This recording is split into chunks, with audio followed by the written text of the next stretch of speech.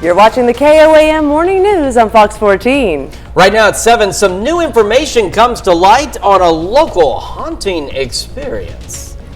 Plus, we take a look at how Calypso Scuba brought a unique approach to pumpkin carving. And it is below freezing out there this morning on this Monday, so cold weather out there. We're going to take a look at that forecast and get you out the door coming up. The 4 states' most watched news starts now. Good morning and welcome to the KOAM Morning News on Fox 14. I'm Caitlin O'Shaughnessy. I'm Chris Warner. So we were just talking about this. You and I both, for different reasons, are operating on about 3 hours of sleep. Yep. Just getting through So it. I tell you, and not to mention, we had one good pot of coffee. I really messed up the second pot. So hopefully somebody back there's made fresh, better we need that coffee. We need that Monday morning coffee. Ron's making coffee. Oh, thank you. See, Ron, you guys know I've talked about Ron before. He's here this week to help out, and he's making Ron's magical coffee, and I'm really looking forward to that. So why don't we get right into what's going on today so we can get some fresh, good coffee and hopefully function through the rest of the day. We got a haunting story to tell. Yes, we do. The story of the Bloody Benders has haunted the Kansas area for centuries. And now with new updates on the property, the case comes back to life and leaves researchers with even more questions. KOAM's Jasmine Knight has the story.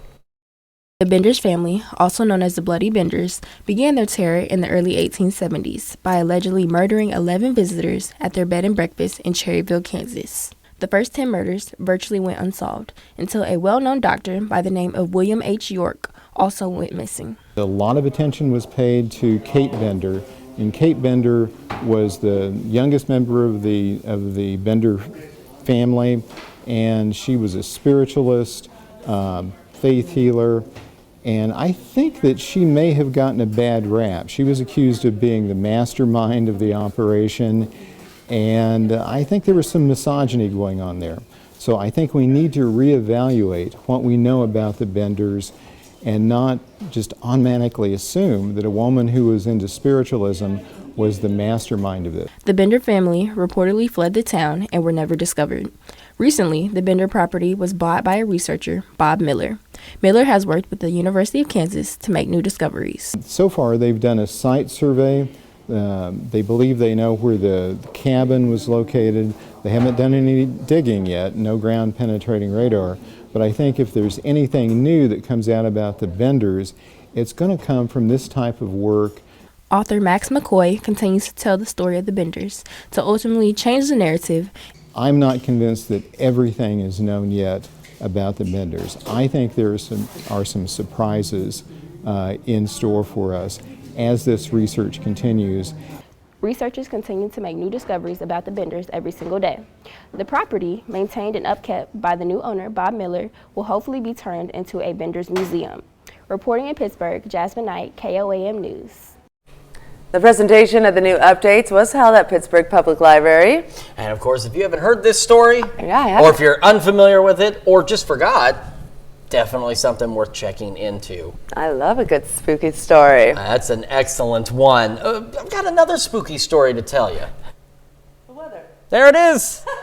That's pretty spooky. We have freeze warnings across parts of the area, bulk of southeast Kansas through 10 a.m., all the rest of us until 9, and that includes Bourbon, Crawford, and Cherokee counties in southeast Kansas, because as we've talked about in the past, there are 4 different forecast offices that cover our viewing areas. So it does make it a little tough sometimes because they'll issue things with different expiration times. Even though it's the same thing, one office says, nah, this one can run a little shorter, and the office next door says, no, it needs to go longer. So it gets a little confusing.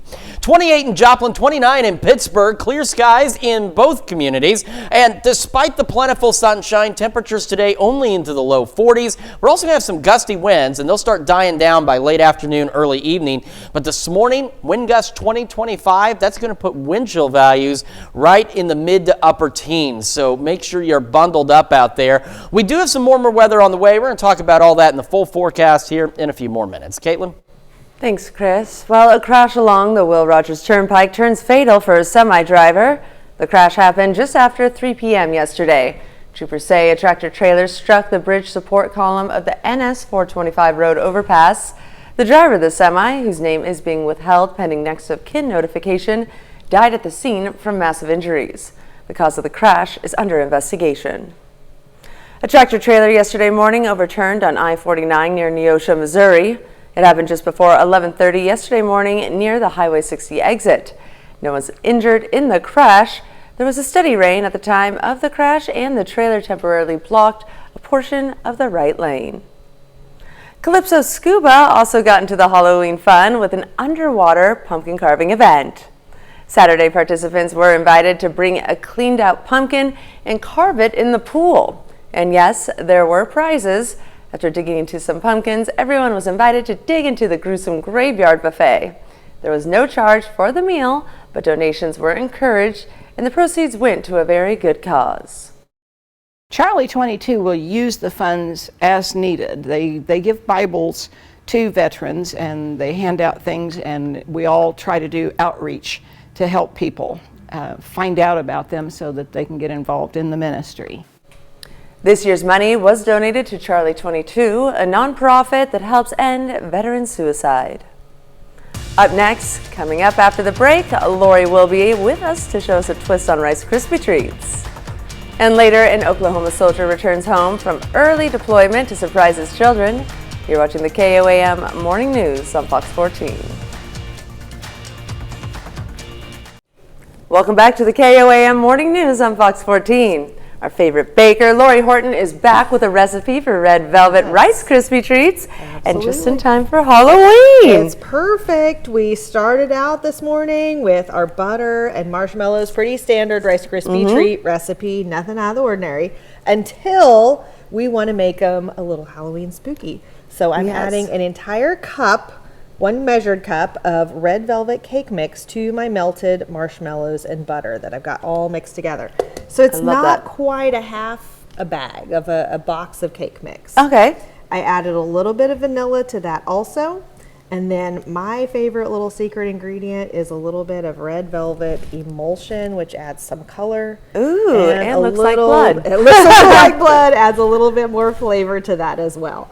So we're going to get this really well mixed together. Is it still over heat right now? It's over a low heat right now. Because it looks like there's a lot of work involved in that. Getting a workout. This takes a little bit of muscle. We're trying to keep this a little bit, going for our timing wise this morning. Yes, right. The magic of television, right? So this will be a little bit easier at home when you're just working through it step by step. Okay. But we want to just kind of show that this is going to get a really good dark red color, even though our cake mix looks a little brown out of the package. It looks good though. It looks good. And then once we get this all well incorporated, we're going to add about 5 to 6 cups of Rice Krispies. Directly in here? Directly in here. You're just going to measure that a little bit with your heart. You want to just keep mixing and mixing until you get a nice coated set of the Rice Krispies, and everything looks really, really red. Okay. So we're going to take that and we're going to measure just a few cups at a time because this is a little bit of work. So. Yeah, I'm looking at that. So literally a little bit. Not all of this. This is way more than 6 cups, so don't worry. We're not adding all of that. We're going to add about 3 cups to start with, and we'll get that incorporated. And then we'll come back and decide how much more we want to add to that. And you're going to keep this over your low heat. Keep those marshmallows. Keep mixing. Yeah, just keep them going. Again, the whole point, usually when you're making those Rice Krispie treats, it's not quite as important if, you get some little Krispies that aren't totally coated. But with this, we really want to make sure everything is nice and red. Yes. So it's going to take a little more elbow grease. And the most important part is to have a good sturdy spatula. Because otherwise, you are just going to probably snap that cheapy one that you have in the back. I'll tell you. So, who doesn't love Rice Krispies? But when I first came in, I thought that she brought raw meat. I really thought, I was like, oh, we're barbecuing. We're doing burgers, right? Taking a hard left turn I just to my like usual. the color is extraordinary. It looks like brains or something spooky. Don't throw them down. Not yet, not yet. But yeah, I just thought that was so unique. It's so fun. When we come back in just a few minutes, we're going to show you how to kind of mold and form some of those to make some fun stuff for our Halloween treats for the kids. Yes. It's going to be perfect. And then it's going to be delicious when it's all said and done. We love delicious. We love delicious. Yeah. Halloween, you got to have your sweets. That's right. All right, well, stay tuned. We'll be right back with the final touches on the Rice Krispies for Halloween with Lori. Stay tuned. We're back for round 3 of our visit with Lori Horton and our Halloween Rice Krispies. Absolutely. All right, what's next, Lori? Okay, so we've got that all really well incorporated. Again, like you said, it sort of looks like we've got a container of raw hamburger meat right here, which is exactly what we're going for. So one of my favorite tools, you guys know, I love my cookie scoop. I use it for everything. We are going to take some of these. Okay. And this is just to get kind of a consistent size as much as anything, because then if you'll just take these and roll them like you're making little meatballs. Little meatballs! We got this right here. Pack them a little bit. It's kind of important. You want to get them a little tightly bound up there so that they will set up nicely. Oh, and then that's a meatball. Roll it on the floor. It's raining meatballs. It really does look like a meatball. It really does. It's so funny. And we're just going to do several of these. Now you could set these on, take some spaghetti noodles. You could. Lori, I'm going to have fun here. Oh, you got to. Yeah, I want to make mine into a little brain.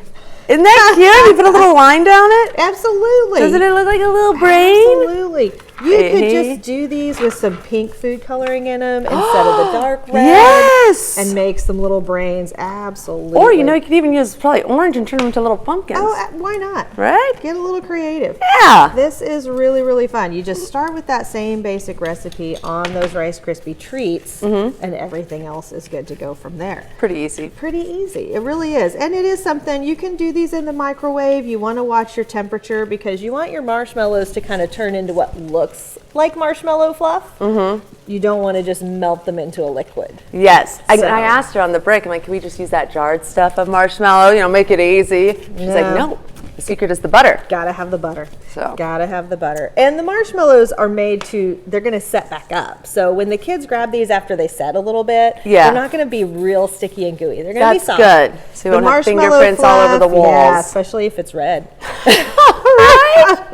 That would be terrible. Nobody wants to see that. No, these are so fun. Very really cool looking. Just be careful if the kids are helping with these that you watch how hot these are straight off of the oven. If you're freshly melting them, let them set for just a couple minutes so that the marshmallow mixture isn't super hot on those little hands. The gloves help a little bit too. All right. So always good to keep those. That helps the mess. Yes. But it also helps that temp. So once we're done with those, then we can set them here and we can add some little touches. Or if you want to decorate. do these, absolutely. If we want to do these a little more traditionally in a pan, super important that you spray it with that nonstick spray so that they come out easily. And then I've got just a cake drip here that is, you can do this with chocolate, anything you want. Melt it in the microwave a little bit, and then this is going to drizzle a nice little black on there and set up well. That looks cool. From there, you can add some little Halloween sprinkles, some orange sugar, some, little candy eyeballs. The eyeballs, right? Right. You can't go put them wrong on with some everything. candy eyeballs on that. Go to town with it and let the kids this. get really creative. It's fun. It's quick. It's super fun. And it's perfect for Halloween. It's tomorrow. It's tomorrow. All right, Lori, thank you as always. This is a great treat. And stay around because we have more news coming up after this. 3 children in Coweta, Oklahoma had the surprise of their young lives last Friday. Their military father, who's been deployed overseas, returned home early. The first surprise took place at a middle school pep rally where the dad showed up dressed as the school's mascot. Amy Hybels was there and shows us how their children's mother orchestrated the military homecoming. Friday's pep rally at Coweta Mission Intermediate Grade Center offered everything you'd expect from a fired-up crowd of middle schoolers before a Friday night football game. There were cheerleaders, cheers for football players, and even the Tiger mascot busting a few moves of his own. 6th grade cheerleader Paisley Clark, who's looking on at this point, is about to get the surprise of her life. Paisley has no idea that that man in a tiger suit is actually her dad. Then there was the dance-off. This 6th grader didn't hesitate to show off her moves. Paisley Clark, however, politely declined the Tigers' challenge. That's when her dad, Dennis Clark, decided to reveal his identity.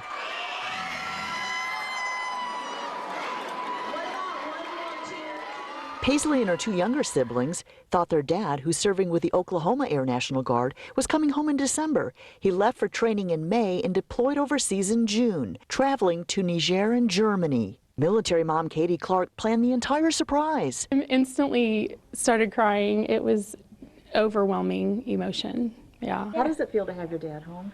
Good. I loved it. What's the best part of being home for you? Just being back with my family, spending time with the kids. The Clarks, who are a close-knit family of 5, look forward to spending quality time together now that Dad's back. I knew that this one has really had a hard time with Daddy being gone. She hasn't talked to him in 6 months. After surprising Paisley, the next stop was Central Elementary to surprise 8-year-old Paxton Clark and 3-year-old Lillian at daycare. Katie says that the family plans to travel to Walt Disney World over the holidays. Absolutely just heart-melting story. I know. Love those. Love those. Love those. New homecoming ones. Good for them. Well, coming up, we have your scoop on local haunted houses in the area. And it's a little bit spooky in terms of our temperatures as we are still below freezing. Even though it looks really good, it doesn't feel really good. We'll have another look at your forecast when we come back. The 4 states' most watched news starts now. Welcome back to the KOAM Morning News on Fox 14. The time now is 7:26 a.m. I'm Caitlin O'Shaughnessy. Authorities charge an Allen County inmate with attempted murder 1 week after charging her with an assault on a police officer. Authorities at the Allen County Jail say Raven Gomez assaulted another inmate during a meal. Authorities say Gomez used a piece of broken glass as a weapon on the other inmate, who was not fatally injured. Gomez and Brandon David were arrested on October 18th and charged with the assault of a Jasper County police officer. Gomez's bond is set at $100,000. For some people, Halloween means trick-or-treats, and for others, recreational vehicles. Friday, Wade's RVs hosted the RV and Treats event. RVs were decorated for the Halloween event, not to mention loaded with giveaways and lots of candy for kids. This family-friendly event also featured a pet costume contest as well as a prize for the best decorated RV. And we've got freezing temperatures out there, and to go along with that, freeze warnings for most of southeast Kansas through 10 a.m. For the rest of us, they run through 9, and that does include Bourbon, Crawford, and Cherokee counties in southeast Kansas. Live look outside from the MoDOT camera, 32nd and range line. We've got clear skies out there. It looks great, just doesn't feel great. Temperatures right now in the upper 20s. And look at this little line. Not a lot of movement taking place on this. Plentiful sunshine, maybe a stray cloud or two, but as you can see, highs today only in the low 40s out there with a gusty breeze as well. So wind chill values this morning, we're talking mid to upper teens. This afternoon could be in the mid to upper 20s out there, so be prepared for that. We are eventually going to warm up, and we'll tell you when that's going to take place in your full forecast in a few more minutes. Caitlin? Thanks, Chris. Well, we are learning more about the sudden passing of actor Matthew Perry, best known for playing Chandler Bing in the show Friends. CBS's Christian Benavides has reaction and the latest on the investigation. No foul play is suspected in the sudden death of beloved actor Matthew Perry, according to detectives. Agent 23, Rescue 23, UMS 9 on radio. Respond to the drowning. He was found dead at his Los Angeles area home Saturday of an apparent drowning. Police set up a white tent in the backyard of the home next to a pool. He was very nice, and he had done this, redone this house for like a couple of years, and he was finally moving in. Matthew right here first. Thank you. The 54-year-old who grew up in Ottawa, Canada, moved to Los Angeles in his teens. He eventually rose to fame as the witty and lovable Chandler Bing on the hit TV show Friends. On Sunday, fans dropped off flowers outside the actor's home and at the New York apartment building made famous on the show that ran for 10 seasons. We were hoping it was not true. We're still in disbelief. Really sudden. And a lot of people are feeling it right now. Perry was open about his struggle with substance abuse, estimating he spent more than $7 million in and out of rehab. Last year, announcing he'd been sober for 18 months, releasing a memoir. Regardless of everything he was suffering through, he really put that first as his want to help others. His family, which includes Dateline broadcaster Keith Morrison, told People magazine they are heartbroken. Matthew brought so much joy to the world. Cristian Benavides, CBS News.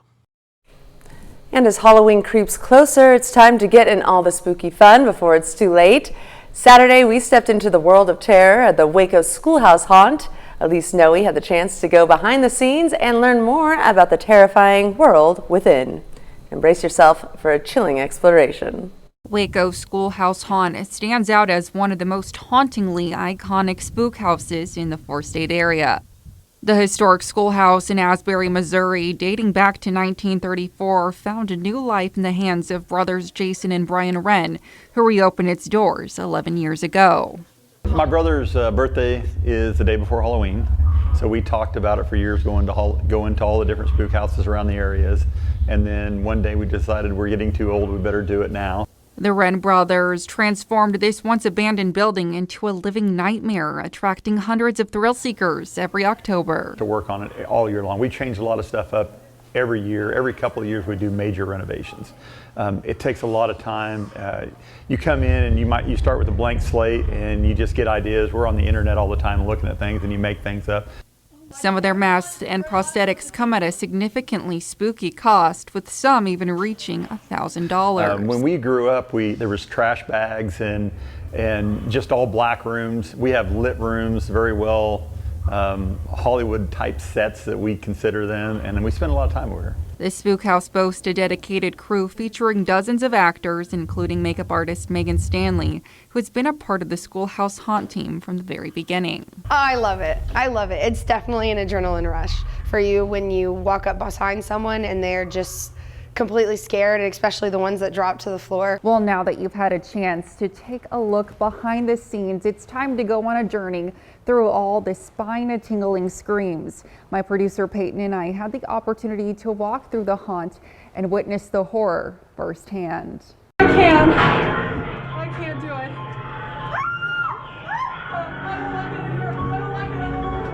Please don't, no one come out at me. I can't do this right now, okay?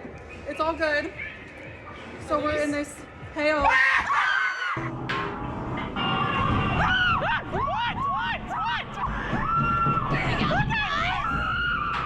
It's safe to say the Wren brothers and their crew did more than just give Peyton and me a successful scare. We'll leave you with the sights and sounds, or rather the spooks and screams of the Waco Schoolhouse Haunt.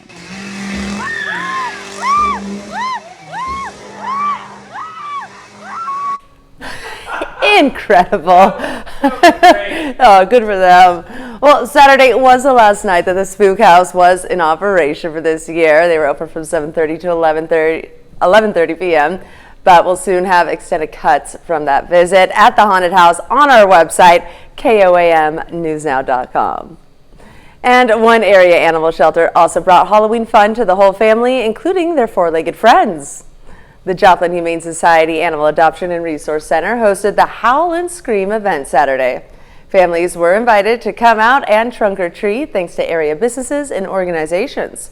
There were also tricks and treats along a walking trail, raffles, games, prizes, and more, including special treats from Starbucks.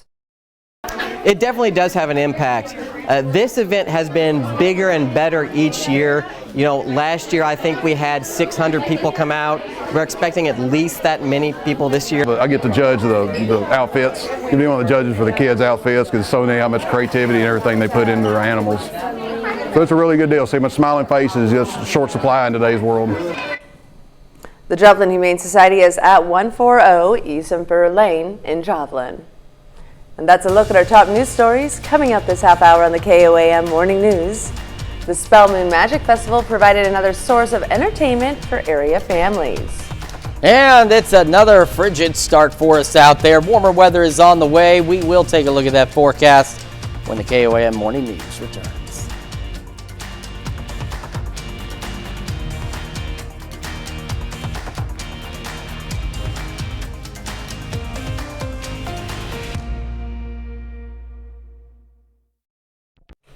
From the spooky to the supernatural, Halloween has something for everyone.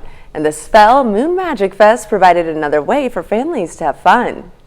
Families could come out to the Little Sugar Farm in Jane, Missouri and enjoy such witchy workshops including broom making, smudge stick creating, crystal and stone whisperer, herbalism demonstrations, and solvay making. Magical sessions included hypnosis, moon movement, and even a mystical magic photographer and tarot reader. There was also a witch and warlock hat contest. Well, it just started, but I think it's going to be like we have our lounge area. Oh, and we have Whiskey Menders who's singing this evening, which is awesome. She's a local musician, and we're super excited about that. But you know, it's been just seeing how many people have really looked forward to this event. The Spell Moon Magic Fest wrapped up with live music and a closing fire circle. Halloween events as the Nevada Fall Festival also kicked off Saturday. Coming up, we'll have driverless rides, and they may be here sooner than you think. And we've got a very cold start for us out there. We'll take another look at your forecast when we come back.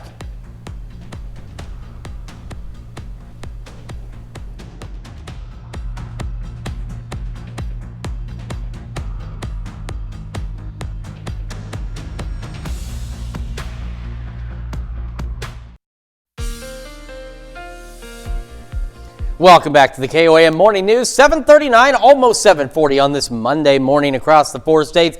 Great view from our camera on top of the roof of the Cornell Complex downtown Joplin as the sun comes up. But despite that sunshine, unfortunately, it's not going to do much for our temperatures. Clear skies also from the MoDOT camera 32nd and Range line, and clear skies from the KDOT camera 69 East 520th Avenue. That, of course, just south of Pittsburgh.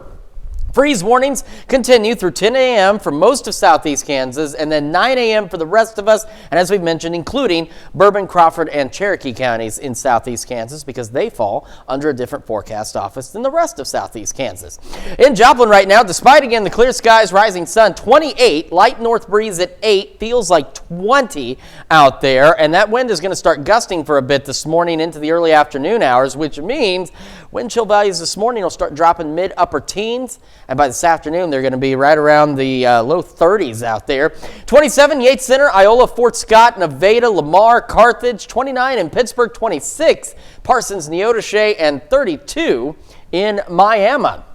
So again, the winds gusting 20, 25 miles an hour out there, maybe a cloud or two, otherwise sunny skies, mid-30s by late morning. And again, despite the sunshine, not a lot of warming taking place. We only make it into the low to mid-40s. And because we have no cloud cover, any warming that does take place goes away pretty quickly. And we're left with the mid to upper 20s for our overnight lows with widespread frost. All right, Halloween only 40 for the high, which means trick-or-treat time. We're talking low 30s out there, maybe even some upper 20s, so bundle up or find an indoor event. Sunny skies through Friday, temperatures warming near 70 this weekend. Then we have increasing rain chances Saturday and Sunday, and of course we want to remind you, make sure you set your clocks back before you go to bed Saturdays. We get to get an extra hour of sleep this weekend. That's a quick check of your forecast. Now here's Caitlin with Consumer Watch. Thanks, Chris. People who request an Uber in Phoenix can now catch a driverless ride for the first time. Jordan Botke reports. Yeah, I see them all over. Emmanuel says it's a good thing. Driving for Uber is just a part-time gig for him because he feels the number of autonomous vehicles on Phoenix roads these days may show the future for ride-hailing. Just like Uber cut taxis, well, Waymo's going to cut Uber. On Thursday, Uber and Waymo announced a new partnership. Right now, for Phoenix riders only, if you request an Uber, you might get an option to take a Waymo, a robo-taxi service where there's no one behind the wheel. But if you're not ready to ride in a driverless vehicle, you can request a human driver through Ride Preferences. And for now, they look to offer a balance of human and autonomous rides. Stepping into a ride where there's no human driver, that it's consistent, comfortable, kind of quiet ride is a great option for a lot of people. And especially folks that don't feel comfortable getting into other forms of ride hailing. But for those who have made a career through ride sharing, there's fear that this may be the beginning of the end. If you put a robot on the street, you're taking away somebody else's income. Nicole Moore is with Rideshare Drivers United, a West Coast-based association of Uber and Lyft drivers. She goes as far to call for a tax on AV ride shares that would go to rideshare drivers. unless we have labor protections and permanent taxes on these kinds of robots that come back to our communities, we're going to see it get harder and harder for regular people. Safety is a top deterrent for those reluctant to get in a driverless car. Waymo says improving safety on the roads is the whole reason they exist. And with the cooperation of Phoenix, Waymo says they get safer with each mile driven. Yeah, the Waymo driver is constantly learning. In Phoenix, Jordan Bonnke, ABC 15, Arizona. Those Halloween treats are playing mean tricks again this year on your budgets. Retail price tracker Data Assembly says consumers who dole out those special Halloween treats in the neighborhood are paying double-digit inflation prices for the second year in a row.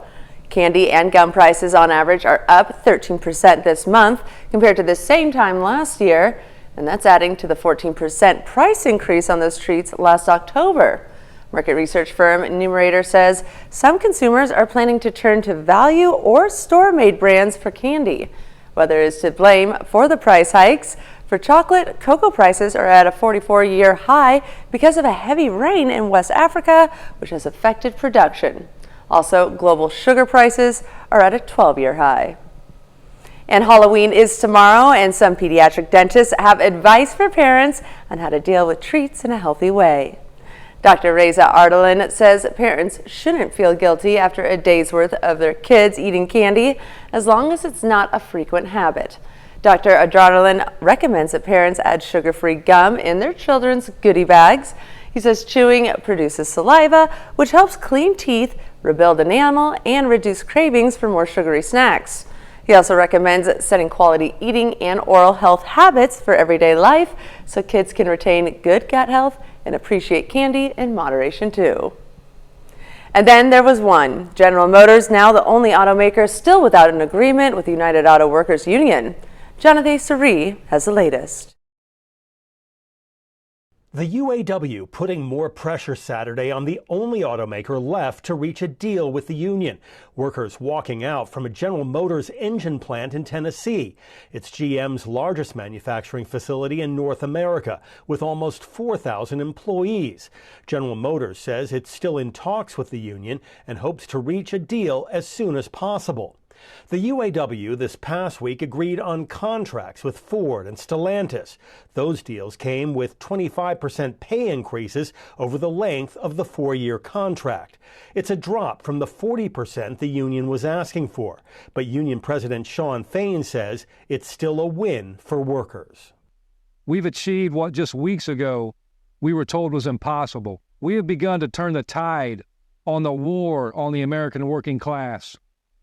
And we truly are saving the American dream. The sticking points in negotiations with GM said to be on retirement benefits and issues with temporary workers. General Motors has more retirees than the other two automakers. Workers are already striking at one of GM's biggest plants in Arlington, Texas, that makes the Chevy Tahoe and Suburban and the Cadillac Escalade. The company says that walkout alone is costing them $400 million a week. A UAW lawyer calling out GM, writing on X, "Imagine everyone is making trucks but you. If everyone else could get it done, what does that say about you?" President Biden this weekend praised the deals reached with Ford and Stellantis. Workers still need to ratify the contracts before they become official. In Atlanta, Jonathan Seri, Fox News. And we'll be right back with more after this, but first, let's take a look at the market prices before the opening bell.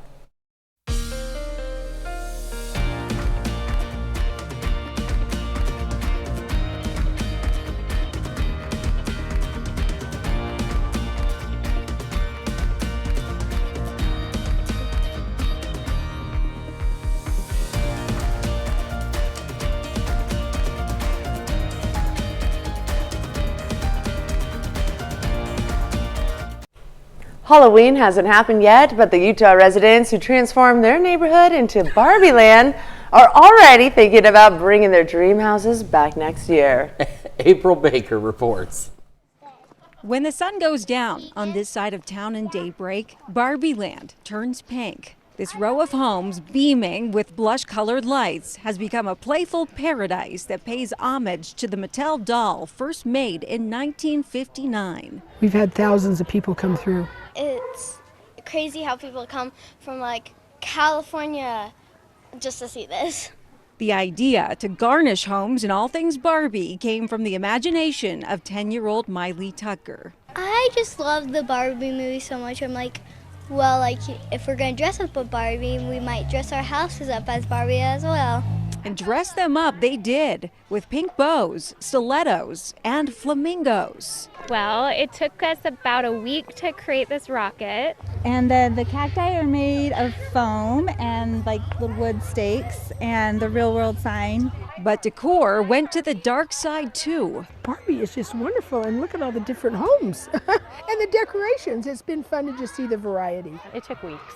I started small and then kept going bigger and bigger every time I saw something pink. Those who live inside the homes are stepping into character as well, with quite a few Kens bringing big Kenergy to the block. It's got to be cool and Popular. then look amazing. You know, Yeah. do all those amazing things. But beyond the glitter and glamour, Barbie Land has brought these neighbors and the community together in a way that would likely make Ruth Handler smile. I get in costume almost every night and just converse with them and have fun with them, and it's really fun that way. That was a lot of work. That is incredible. Good for them. Fun twist on Halloween. Doesn't always have to be spooky. Sometimes it can be pink. It certainly can. I mean, they did a great job. They did. They certainly did do a great job. The map I'm about to show you has no pink on it, unfortunately. Well, actually, that's a good thing. And let me tell you why. Because pink in the weather system is a winter storm warning. So it's actually a great thing that there is no pink on this map, because there are no winter storm warnings right now. But boy, winter is around the corner, even though it feels like it's here now, and we'll see what happens. We do have the freeze warnings, though, in this nice light blue color. Southeast Kansas until 10. The rest of us, including Bourbon, Crawford, Cherokee counties, until 9 a.m. Quick look outside, MoDOT camera 32nd and range line. There's the sun shining on all the buildings because it is a beautiful day, clear skies. Unfortunately, it's very cold out there, and look at this little line. It doesn't jump up. It's not moving. There's nothing to it. It's just a steady climb here from the 20s to the low 40s out there. In addition, we have a gusty northerly wind at about 20 to 25, and that'll taper off by about 4 or 5 o'clock. But between then, this morning, wind chill values could drop in the mid to upper teens, and they could drop into the 30s as we head into the afternoon, so do be prepared for that. Warmer weather is on the way. We'll take a look at that in the 7-day forecast and have the news you need to know right after this. Here's a check of today's top headlines, the news you need to know before you head out the door. A crash happened yesterday just after 3 p.m. Troopers say a tractor trailer struck the bridge support column of the NS 425 road overpass. The driver of the semi, whose name is being withheld pending next of kin notification, died at the scene from the massive injuries. The cause of the crash is under investigation. Authorities at the Allen County Jail say Raven Gomez assaulted another inmate during a meal. Authorities say Gomez used a piece of broken glass as a weapon on the other inmate, who was not fatally injured. Gomez and Brandon David were arrested on October 18th and charged with the assault of a Jasper County police officer. Gomez's bond is set at $100,000. A tractor trailer yesterday morning overturned on I-49 near Neosho, Missouri. It happened just before 11:30 yesterday morning near the Highway 60 exit. No one was injured in the crash. There was a steady rain at the time of the crash, and the trailer temporarily blocked a portion of the right lane. All right, a cold start out there and not very warm today. Temperatures low to mid 40s, maybe a stray cloud or two. Otherwise sunny skies, just doesn't do much for us. And of course, without any clouds tonight, any warming we get, which will be very little, goes away. We fall back once again below freezing, mid upper 20s, so widespread frost likely. Halloween, excuse me, unfortunately, it's going to be chilly. We're talking low 30s when it's time to go trick-or-treating, so make sure you're bundled up or you have an alternative plan for maybe an indoor trunk or treat.